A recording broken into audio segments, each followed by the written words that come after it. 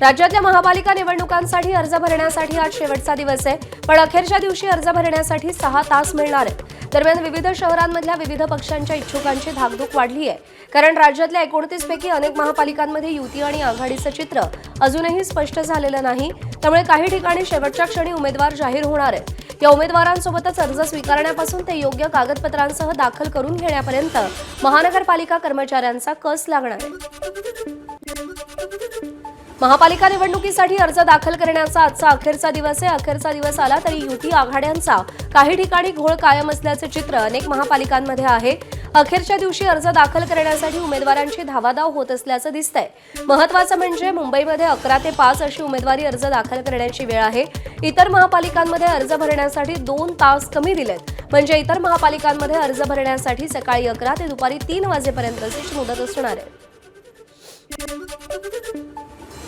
मुंबईमध्ये शिवसेना भाजपचं अखेर ठरलंय। मुंबईमध्ये जागा वाटपाचा तिढा अखेर सुटलाय। मुंबईमध्ये भाजपच मोठा भाऊ असेल। मुंबईमध्ये भाजप 137 तर शिंदेची शिवसेना 90 जागा लढवणार आहे। तर आरपीआयला शिवसेना त्यांच्या 90 जागांमधून जागा देणार आहे। शिवसेना भाजपचं मुंबईत एकत्र लढण्यावर पहिल्यापासून एकमत होतं, मात्र जागा वाटपाचा तिढा सुटत नव्हता। जागा वाटपासाठी समन्वय समितीकडून बैठकांचं सत्र सातत्यानं सुरू होतं। अखेर अर्ज भरायला 1 दिवस बाकी असताना रात्री उशिरा तिढा सुटला। शिवसेनेकडून रात्रीतच एबी फॉर्म वाटायला सुरुवात झाली आहे। भारतीय जनता पार्टी, शिवसेना, रिपाईची महायुती ही मुंबई महानगरपालिकेच्या 227 जागा लढणार असून या ठिकाणी भारतीय जनता पार्टी 137 जागा 137 आणि शिवसेना ही 90 जागा 90 अशा जागांचं वाटप हे झालेलं आहे। महायुतीचे इतर घटक पक्ष या आकड्यामध्ये समाविष्ट केले जातील। येणाऱ्या काळामध्ये एकत्रितपणे प्रचाराचा शुभारंभ केला जाईल, एकत्रितपणे प्रचाराची कॅम्पेन असेल। मुंबईमध्ये शिवसेना भाजप युतीवरती शिक्कामोर्तब झालं असलं तरी काल झालेल्या समन्वय समितीच्या बैठकीत काही जागांसाठी अखेरच्या क्षणापर्यंत रस्सीखेच सुरू होती अशी माहिती समोर आली आहे। पश्चिम उपनगरातील वॉर्ड क्रमांक 5 साठी भाजप आणि शिवसेनेत अखेरच्या क्षणापर्यंत रस्सीखेच सुरू होती। 5 तास या एका जागेसाठी खल सुरू होता। ठाकरेंची साथ सोडून शिवसेनेत आणलेल्या संजना घाडी यांना ही जागा हवी होती। अखेर ही जागा भाजपच्या पदरात पडली आणि शिवसेनेला वॉर्ड क्रमांक 4 ची जागा देण्यात आली। मात्र त्या जागेसाठी त्या फारशा उत्साही नाहीयेत। वॉर्ड क्रमांक 4 साठी शिवसेना आमदार प्रकाश सुर्वे आपल्या मुलासाठी प्रयत्न करत होते।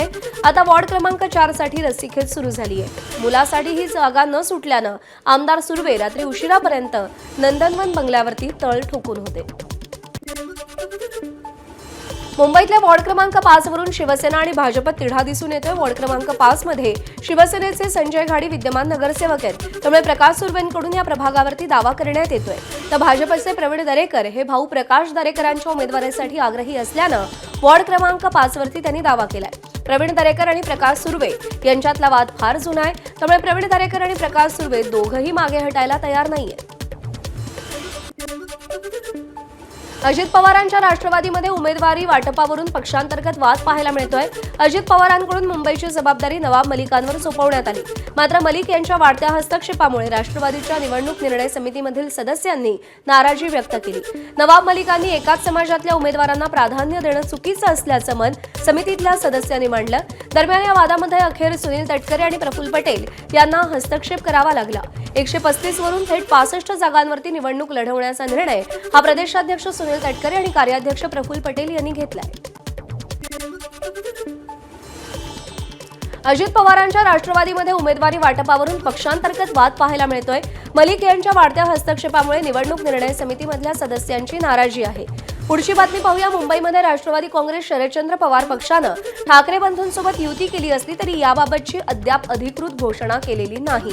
राष्ट्रवादी काँग्रेस शरदचंद्र पवार पक्षानं आतापर्यंत 7 उमेदवार जाहीर केले असून उद्धव बाळासाहेब ठाकरे आणि मनसे यांच्यासोबत चर्चा करूनच सदर उमेदवार निश्चित केल्याची माहिती पक्षाकडून देण्यात आली आहे। यासोबतच पक्षाकडून आणखी 1 किंवा 2 उमेदवार जाहीर करण्यात येतील अशी माहिती पक्षाकडून दिली जाते। मुंबई महापालिकेमध्ये महादेव जानकर यांचा राष्ट्रीय समाज पक्ष 6 जागा लढणार आहे। राष्ट्रीय समाज पक्षाच्या वाट्याला आघाडीतील 6 जागा आल्या। 6 जागांवरती महादेव जानकर यांनी उमेदवारांच्या नावांची घोषणा केली आहे। मुंबईमध्ये काँग्रेस, वंचित आणि राष्ट्रीय समाज पक्षाची मुंबईमध्ये आघाडी आहे। ठाणे महापालिका निवडणुकीच्या पार्श्वभूमीवर शिवसेना आणि भाजपा यांच्यातल्या जागा वाटपाचा तिढा अखेर सुटला। महायुतीमध्ये निवडणूक लढवण्यावर एकमत झालं असून कोणत्या प्रभागात कोणाचा उमेदवार असणार यावरून दोन्ही पक्षांचं एकमत झालंय। ठाण्यात शिवसेना 87 आणि भाजपा 40 जागांवर लढणार आहे। जागा वाटपासंदर्भात ठाण्यात काल भाजपा आणि शिवसेनेची बैठक पार पडली। त्या बैठकीत जागांच्या फॉर्म्युलावर दोन्ही पक्षांचं एकमत झालं। दोन्ही पक्षांकडून एबी फॉर्मचं वाटपही करण्यात येणार आहे। अखेरीस पनवेलमध्ये भाजप शिवसेनेमधील जागा वाटपाच्या चर्चेला अंतिम स्वरूप आल्यानं महायुतीवर शिक्कामोर्तब झालंय। आमदार प्रशांत ठाकूर आणि महेश बालदी यांनी युतीची घोषणा केली। पनवेलमध्ये भाजप 71 तर शिवसेना 4 जागा लढणार आहे। याशिवाय राष्ट्रवादी अजित पवार पक्ष 2 तर आरपीआय आठवले पक्ष 1 जागा लढवणार आहे। 2017च्या पनवेल महानगरपालिका निवडणुकीत भाजपनं 1 हाती सत्ता मिळवत 51 नगरसेवक निवडून आणले होते। त्यामुळे यंदाही भाजप मुसंडी मारेल अशी चर्चा सुरू आहे।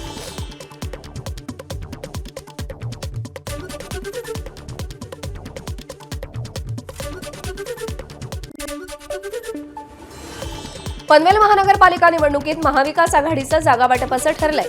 शेतकरी कामगार पक्ष 33, ठाकरेंची शिवसेना 19, पवारांच्या राष्ट्रवादीला 7, काँग्रेसला 12, मनसे 2, समाजवादी पार्टी 1 आणि वंचित बहुजन आघाडीला 1 जागा देण्यात आली आहे। उर्वरित 3 जागांवरती अद्याप चर्चा सुरू असून त्या जागांवरती लवकरच अंतिम निर्णय होणार असल्याची शक्यता आहे। या ठिकाणी महाविकास आघाडीच्या जागा वाटपाचं सूत्र ठरत असताना ज्या काही चर्चा झाली त्याच्या अनुषंगानं शेतकरी कामगार पक्ष साधारण 33 ते 34 जागा लढतोय। शिवसेना 18 ते 19 जागा 19 ते 20 जागा लढतोय। काँग्रेस 12 जागा लढतोय। NCP 7 ते 8 जागा लढते आणि मनसे 2 जागी लढते। समाजवादी पक्ष 1 जागी लढतोय। अशा पद्धतीनं 78 जागांची मांडणी आम्ही केलेली आहे। मुंबई ठाण्यात महायुतीचं ठरलं असलं तरी पुण्यातलं घोंगडं अजूनही भिजतच राहिलंय। पुण्याचा निर्णय आता मुंबईमध्ये होणार आहे। भाजप कोर कमिटीनं पुण्याचा फॉर्म्युला तयार केलाय। पुण्यात भाजप 140, शिवसेना 16 जागी लढणार असल्याचं सांगण्यात येत आहे आणि आरपीआयलाही 9 जागा देण्यात येणार आहेत असं समजतंय। मात्र या फॉर्म्युलावर रात्री उशिरा मुंबईत शिक्कामोर्तब होणं अपेक्षित होतं, ते अजूनही झालेलं नाही। त्यामुळे पुण्याचं महायुतीचं अजूनही ठरलेलं नाही। दरम्यान आता पुण्यामध्ये काका पुतण्यांच्या आघाडीनंतर काँग्रेस आणि ठाकरेंच्या शिवसेनेनं एकत्र निवडणूक लढण्याचा निर्णय घेतलाय। काँग्रेसचे नेते सतेज पाटील आणि ठाकरेंच्या शिवसेनेचे सचिन अहिर यांनी पुण्यातील पत्रकार परिषदेत आघाडीची अधिकृत घोषणा केली। तुर्तास पुण्यातील 105 जागांचं जागा वाटप जाहीर केलंय। त्यामध्ये 60 जागा काँग्रेसला देण्यात आल्यात तर 45 जागा ठाकरेंच्या शिवसेनेच्या वाट्याला आल्यात। उर्वरित जागांसाठी पुन्हा एकदा चर्चा होणार आहे। पुण्यात ठाकरेंची शिवसेना त्यांच्या कोट्यातून मनसेला जागा देणार आहे तर काँग्रेसची वंचित सोबत सध्या चर्चा सुरू आहे।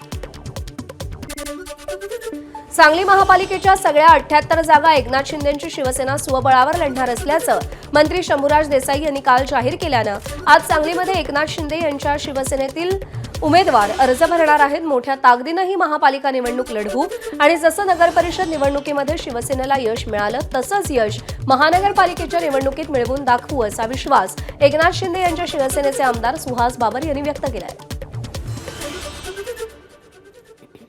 कमी जागा लढून आम्ही 34 ठिकाणी नगरसेवक आमचे निवडून आणण्यामध्ये यश आले। त्यांची जास्ती जागा लढून ते 35 ठिकाणी निवडून आले। तर मला असं वाटतं समान बलाबल आहे। त्यामुळे आम्हाला असं वाटत होतं की शिवसेना पक्षाला बरोबर घेऊन एकत्रितपणे युती व्हावी, त्यासाठी आमचा प्रयत्न होता। दुर्दैवानं युती झाली नाही। आमची ताकद मला असं वाटतं 78 ते 78 ठिकाणी आमची लढण्याची आहे। आम्ही आता स्वबळावरती आम्ही लढतो। एकनाथ शिंदे साहेबांचं काम बघून लाडक्या बहिणींसाठी शिंदे साहेबांनी केलेला जो प्रयत्न आहे, किंबहुना ह्या शहरामध्ये मागच्या 3 वर्षामध्ये शिंदे साहेबांनी जवळपास 400-500 कोटी रुपये विकास कामांसाठी दिला होता। त्या सगळ्या कामांच्या फलित म्हणून ही सगळी लोक शिवसेनेवर येतील असा मला आत्मविश्वास आहे। कोल्हापूर महापालिका निवडणुकीत मतदार यादीतील घोळाचा आणखी एक प्रकार समोर आलाय. 13 वर्षांपूर्वी निधन झालेले माजी आरोग्यमंत्री दिग्विजय खानविलकर यांचं देखील नाव अद्याप मतदार यादीत आहे. प्रत्येक प्रभागात 250 ते 300 मयत नावं अजूनही मतदार म्हणून असल्यानं उमेदवार हैराण झाले. प्रभाग क्रमांक 13 मधील मतदार यादीमध्ये दिग्विजय खानविलकर यांचं नाव आढळून आलंय. अहिल्यानगर महानगरपालिका निवडणुकीत महाविकास आघाडी एकत्र लढणार असल्याचं शरद पवारांच्या राष्ट्रवादीचे खासदार निलेश लंके यांनी पत्रकार परिषदेत स्पष्ट केलंय. महाविकास आघाडीच्या नेत्यांची पत्रकार परिषदेपूर्वी मॅरेथॉन बैठक झाली आणि या बैठकीमध्ये जागा वाटपासंदर्भात चर्चा झाली. महाविकास आघाडी एकसंघपणे या निवडणुकीला निश्चित सामोरं जाणार आहे. ठीक आहे, जागा वाटपामध्ये थोडाफार प्रमाणात अपेक्षा असते, कार्यकर्त्यांची इच्छा असते, कार्यकर्त्याची इच्छा पोटी त्या पक्षाचा नेता सुद्धा आपल्या कार्यकर्त्याला संधी मिळाली पाहिजे आणि आपला कार्यकर्ता महानगरपालिकेत गेला पाहिजे ही त्याची प्रत्येकाची भावना असते. त्यामुळे थोड्याफार प्रमाणात चालू असतं, पण आमचं बऱ्यापैकी मिटलेलं आहे. ठीक आहे, आम्ही सगळे एक विचाराने निवडणुकीला त्या ठिकाणी सामोरं जाणार आहे आणि आमच्यात कुठलाही बिघाड होणार नाही. नाशिकमध्ये शिंदेंची शिवसेना आणि अजित पवारांची राष्ट्रवादी काँग्रेस एकत्रित निवडणूक लढणार आहे, तर भाजपनं स्वबळावर निवडणूक लढण्याचा निर्णय घेतलाय. जागा वाटपात भाजप सर्वाधिक जागांची मागणी करत असल्यानं महायुतीत वाद निर्माण झालाय, त्यामुळे युतीची चर्चा फिसकटली आहे. राष्ट्रवादी आणि शिवसेनेकडून युतीची अधिकृत घोषणा करण्यात आली.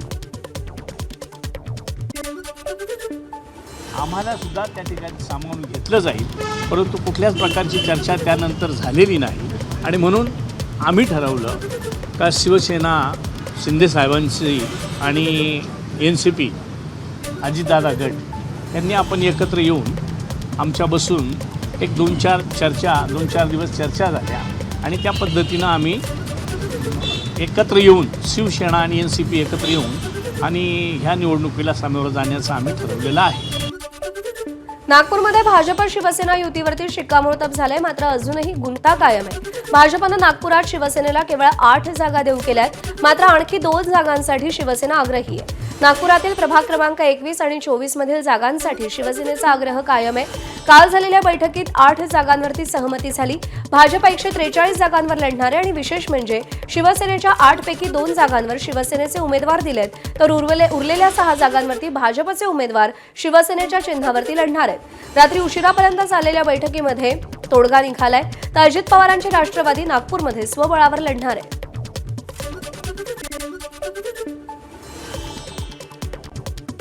भाजपनं नागपुरातील बहुतांश प्रभागांसाठी नावं निश्चित झालेल्या उमेदवारांना AB फॉर्म दिलेत. अनेक ठिकाणी भाजपनं अनेक वर्ष निवडून आलेल्या वरिष्ठ नगरसेवकांऐवजी तुलनेनं तरुण आणि उच्चशिक्षित उमेदवारांना संधी दिली आहे. प्रभाग 24 मध्ये भाजपनं अवघ्या 24 वर्षाच्या दुर्गेश्वरी कोसेकर या सिव्हिल इंजिनियरला उमेदवारी देऊन सगळ्यांना आश्चर्याचा धक्का दिलाय.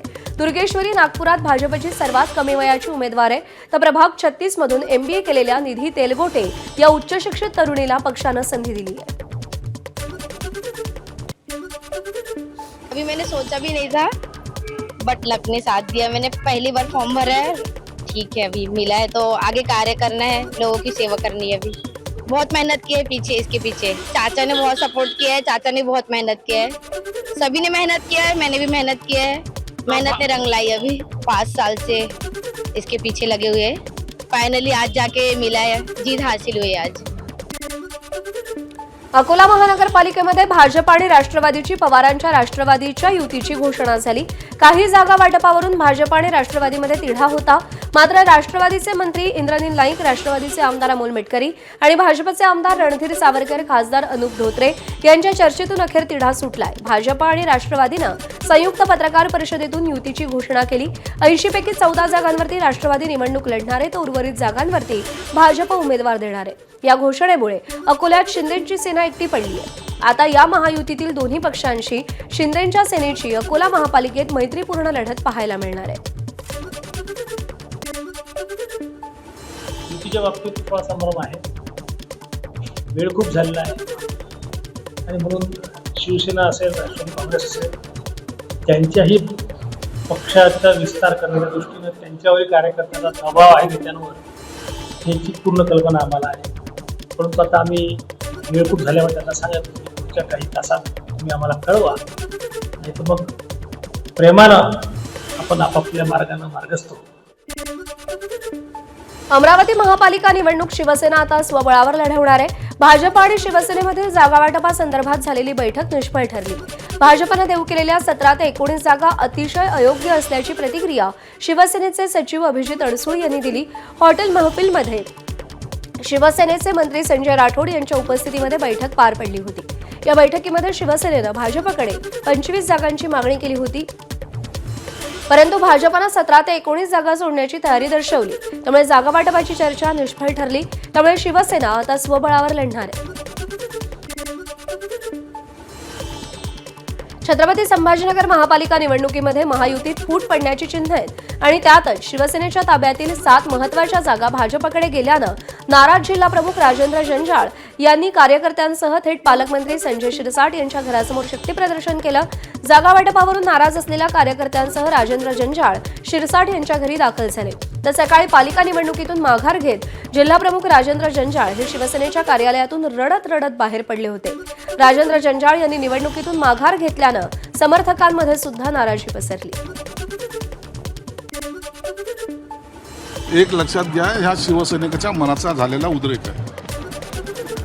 एखादी गोष्ट त्याला पटली नाही तर तो आपल्यातला असलेला बंडखोरपणा हा दाखवण्याचा प्रयत्न करतो आणि तो त्यांनी दाखवलेला आहे. म्हणून त्यांनी काही चूक केली असं मी मानायला तयार नाही. ज्या युतीच्या बोलणी चालू आहेत, युतीच्या वारंवार रोज ज्या बैठका होतात त्या बैठकीमधून तातडीने काही निष्पन्न न झाल्यामुळं असा प्रकार हा उद्भवलेला आहे.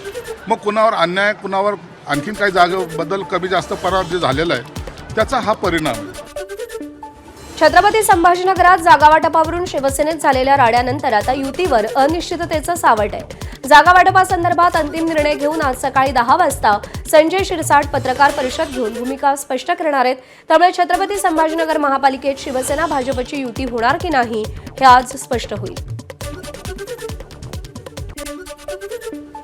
त्यांच्या मनात नेमकं काय चाललंय हे आम्हाला सुद्धा कळत नाही. इतक्या लवकर एखादी दुरुस्ती करायला इतका वेळ का लागतो याचं कारण तरी समजलं पाहिजे ना.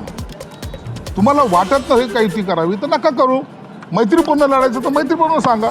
परंतु जर युती झाली आणि जेव्हा त्याच्यामध्ये मुख्यमंत्री साहेबांनी आणि उपमुख्यमंत्री साहेबांनी त्याच्यात सहभाग नोंदवल्यानंतर त्यांच्या आदेशाचं पालन न करणं हे सुद्धा पक्षाच्या शिस्तीमध्ये बसत नाही असं माझं स्पष्ट मत आहे.